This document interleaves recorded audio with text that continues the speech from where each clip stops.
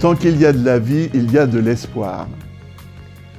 Que tout se fasse selon ta parole. Dans l'évangile de Luc, au chapitre 1, au verset 38. Lorsque j'étais aumônier à l'hôpital de Rouen, je rendais visite aux malades en fin de vie. On m'appelle un matin, une famille demandait le sacrement des malades pour un proche dans le coma. J'ai répondu que je viendrais lorsque la famille serait rassemblée. Sans doute était-ce un jour pas comme les autres. J'ai dit au bon Dieu, j'en ai assez de célébrer ce sacrement qui ne change rien. Les gens meurent malgré tout. En fin de matinée, pris de remords pour cette famille, je dis à Dieu, je vais aller donner ce sacrement, mais c'est pour eux et pas pour toi.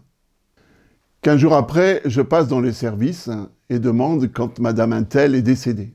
L'infirmière me répond, mais elle n'est pas morte.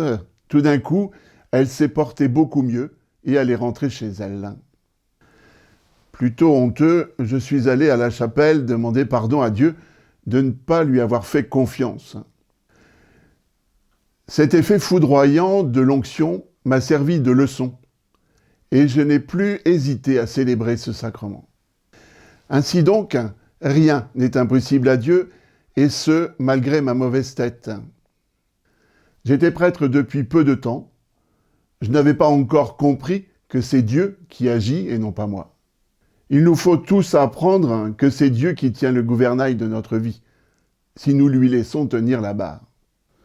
Il nous faut également apprendre à laisser à Dieu la maîtrise du temps et surtout ne pas l'obliger.